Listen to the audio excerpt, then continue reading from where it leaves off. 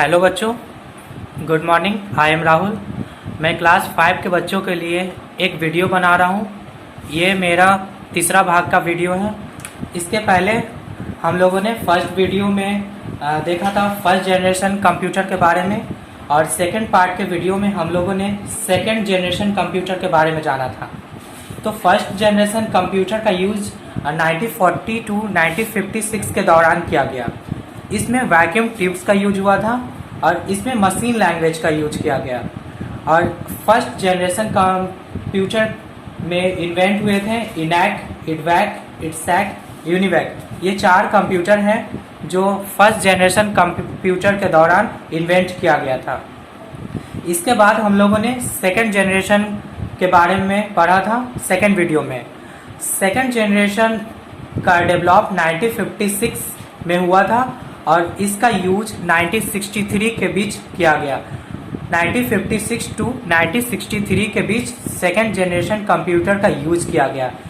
इसमें vacuum tubes के जगह पे ट्रांजिस्टर का यूज किया गया था, जिससे कंप्यूटर पहले से ज़्यादा तेज और सस्ता हुआ सेकेंड जनरेशन के कंप्यूटर में।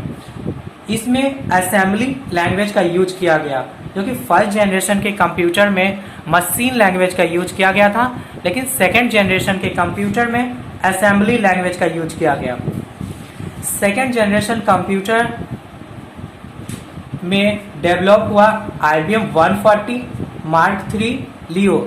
ये 3 कंप्यूटर जो है सेकेंड जनरेशन कंप्यूटर के दौरान इन्वेंट हुआ था, डेवलप किया गया। अब इसके आगे आज के वीडियो में हम लोग पढ़ेंगे थर्ड जनरेशन कंप्यूटर के बारे में। तो आते हैं हम लोग टॉपिक पे, थर्ड जनरेशन कंप्यूटर। इसके बारे में अब हम लोग कुछ जानकारियाँ लेते हैं।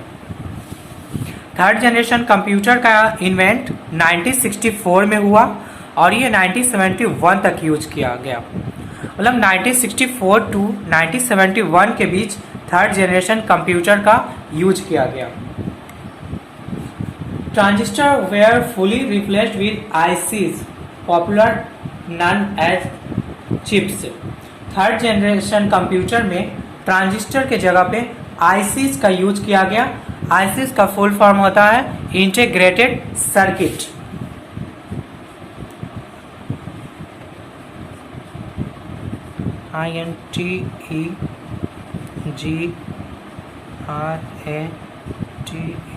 इंटीग्रेटेड सर्किट्स,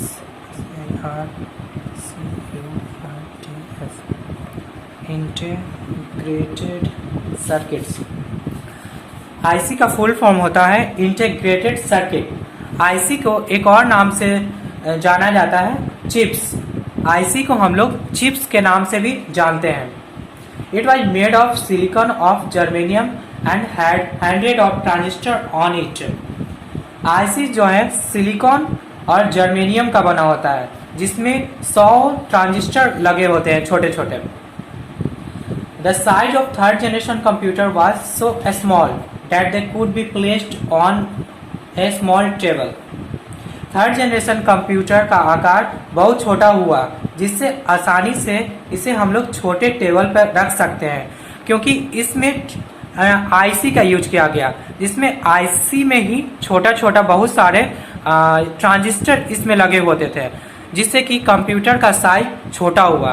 और थर्ड जनरेशन कंप्यूटर में आईसी का यूज किया गया, जिससे कंप्यूटर का साइज छोटा हुआ और इसको हम लोग आसानी से टेबल पे रख सकते हैं और इसको आसानी से यूज कर सकते हैं थर्ड जनरेशन कंप्यूटर को। Computer found place in other areas like education, small business, etc. Third generation computer में जो कंप्यूटर का इन्वेंट हुआ, डेवलप हुआ, वो उसका यूज एजुकेशन में, पढ़ाई में किया गया और छोटे बिजनेस के रूप में इसका यूज किया गया। थर्ड जनरेशन कंप्यूटर का टेक्नोलॉजी का आज भी हम लोग कंप्यूटर में यूज करते हैं। आज भी बहुत सारे ऐसे गैजेट्स हैं जिसका यूज थर्ड जनरेशन कंप्यूटर में जो टेक्नोलॉजी का यूज हुआ वो आज भी हम लोग करते हैं। अब हम लोग अभी थर्ड जनरेशन के बाद फोर्थ जनरेशन कंप्यूटर के बारे में पढ़ेंगे कि फोर्थ जनरेशन क्या है।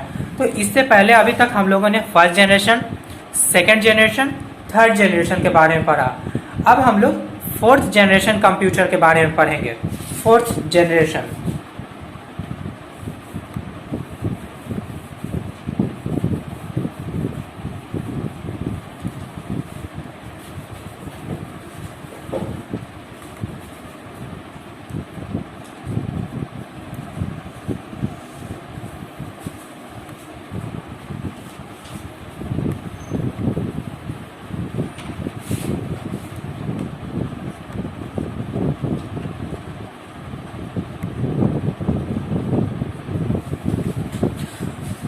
Fourth generation computer. Fourth generation computer का डेवलप 1971 में हुआ, जिसका यूज अभी तक हम लोग कर रहे हैं, प्रेजेंट टाइम, यानी अभी तक हम लोग फोर्थ जनरेशन कंप्यूटर का यूज कर रहे हैं। The fourth generation computer use VLSI technology और माइक्रो प्रोसेसर। फोर्थ जनरेशन के कंप्यूटर में VLSI टेक्नोलॉजी का यूज हुआ, जिसे हम लोग माइक्रो प्रोसेसर के नाम से भी जानते हैं। VLSI इसका फुल फॉर्म होता है very large scale integration, INTEGRATION।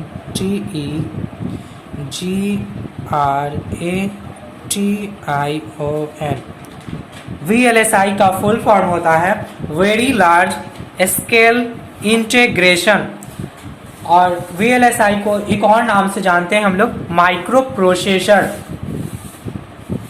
Micro processor was a single chip that had 1000 transistor on it. Micro processor एक सिंगल चिप्स होता है जिसमें हजारों ट्रांजिस्टर लगे होते हैं। All the modern computer, laptop, PC is the development of fourth generation. सारे आधुनिक कंप्यूटर, लैपटॉप, PC, ये सारे कंप्यूटर जो हैं, जो आजकल हम लोग यूज करते हैं, ये फोर्थ जनरेशन कंप्यूटर में डेवलप हुए। Handheld device such as tablet, smartphone require very small sizes IC and microphone। आजकल हम लोग जो छोटे छोटे गैजेट्स जैसे मोबाइल फ़ोन्स, टैबलेट, ये सारे जो हम लोग यूज करते हैं, इसमें बहुत सारे छोटे छोटे ICs और माइक्रो प्रोसेसर लगे होते हैं, जो कि साइज में बहुत छोटा होता है माइक्रो प्रोसेसर और IC, जो कि इसलिए हम लोग का मोबाइल फ़ोन एक छोटा कंप्यूटर के रूप में देखा जा सकता है। इसमें बहुत छोटे छोटे पार्ट्स लगे होते हैं, जो कि एक कंप्यूटर का ही अंग है। इस पे हम लोग सारे वर्क कर सकते हैं, मोबाइल फ़ोन्स पे, टैबलेट्स पे। तो ये सब सारे जो डेवलप हुए हैं, ये फोर्थ जनरेशन कंप्यूटर के दौरान डेवलप हुए। जो भी आजकल हम लोग गैजेट्स यूज कर रहे हैं, मोबाइल फ़ोन, टैबलेट, लैपटॉप, ये सारे जो हैं फोर्थ जनरेशन कंप्यूटर के दौरान डेवलप हुए, जिसका यूज आजकल हम लोग कर रहे हैं। अब हम लोग थोड़ा बहुत पहले का जो पढ़ा हुआ है उसका रिवीजन कर लेते हैं, उसके बाद आगे बढ़ते हैं। तो सबसे पहले हम लोगों ने पढ़ा था फर्स्ट जनरेशन कंप्यूटर के बारे में, जिसका यूज 1942 1956 के दौरान किया गया। फर्स्ट जनरेशन कंप्यूटर में वैक्यूम ट्यूब्स का यूज किया गया था। इसमें मशीन लैंग्वेज का यूज किया गया था फर्स्ट जनरेशन कंप्यूटर। और इस जनरेशन के दौरान कुछ कंप्यूटर का इन्वेंट किया गया, उसका नाम है ENIAC. This was the first electronic computer. यह फर्स्ट इलेक्ट्रॉनिक कंप्यूटर भी है इनैक, जिसका फुल फॉर्म होता है electronic numerical integrator and computer. Second है EDVAC, electronic discrete variable automatic computer.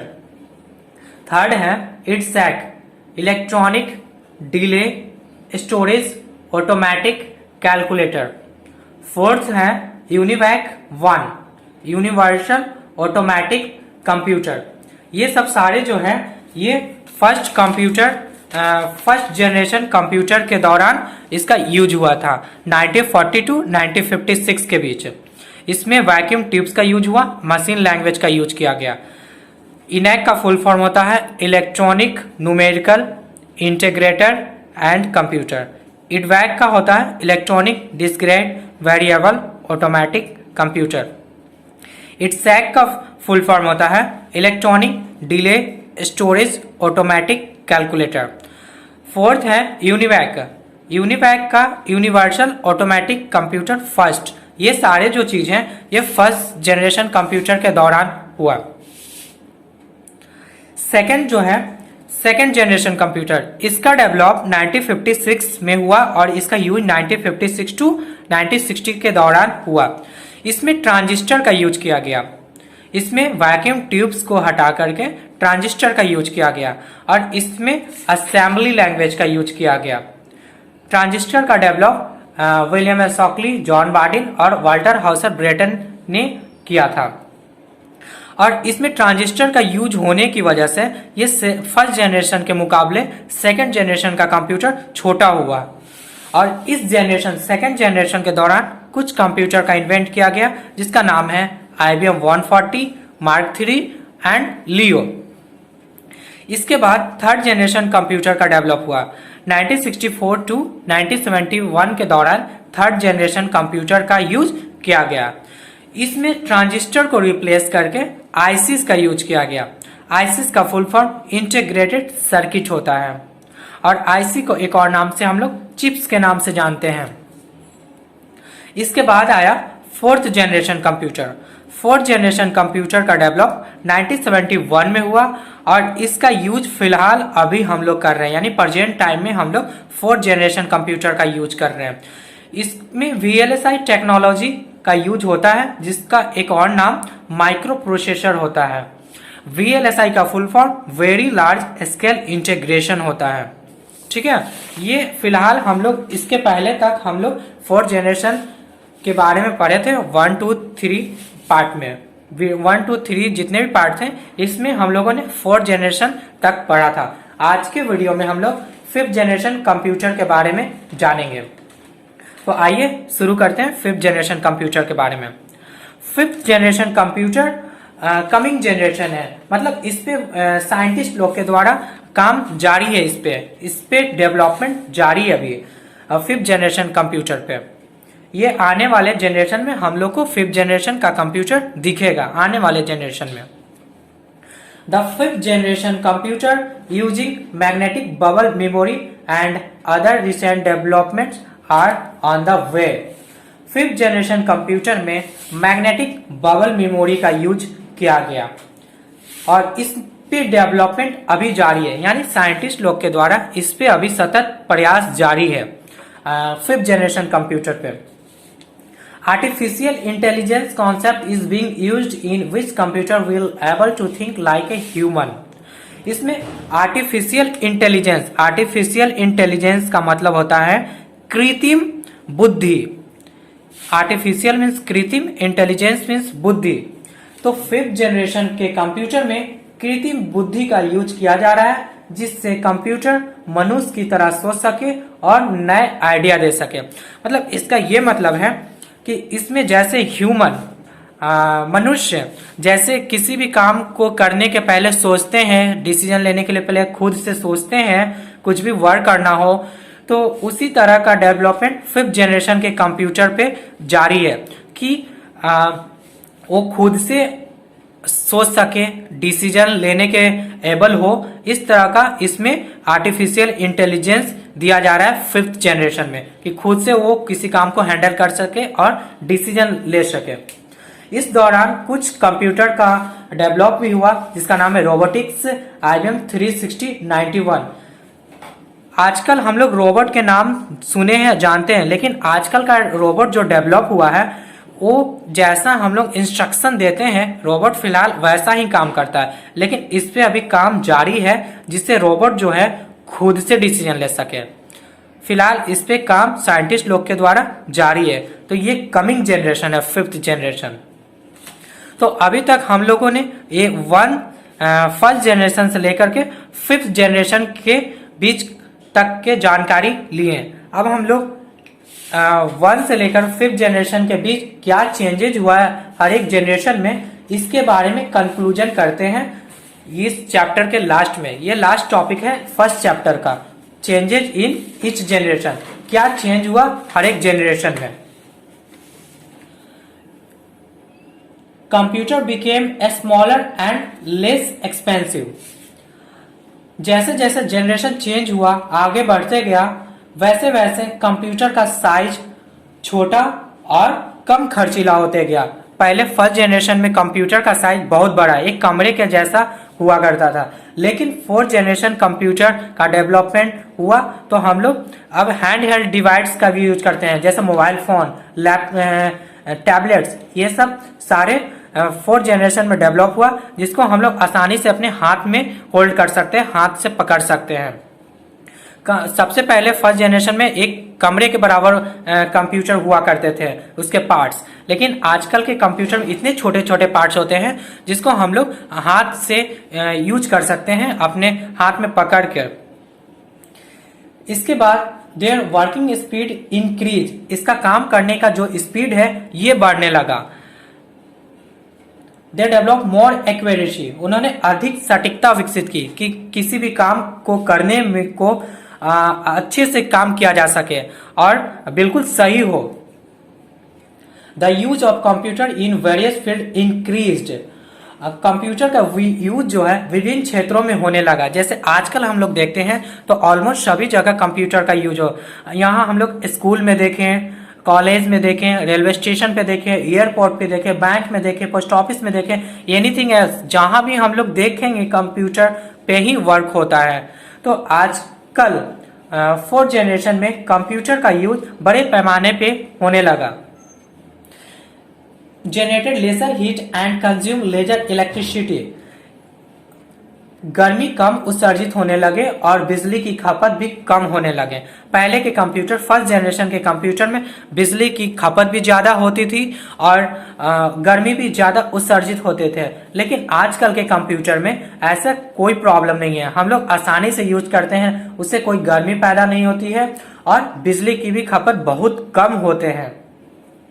Memory capacity increase, इसकी मेमोरी क्षमता को बढ़ाई गई। जैसे आजकल के हम लोग फोन को देखें तो इसमें भी मेमोरी कैपेसिटी काफ़ी ज़्यादा होने लगा है, इसमें हम लोग काफ़ी कुछ स्टोर करके रख सकते हैं।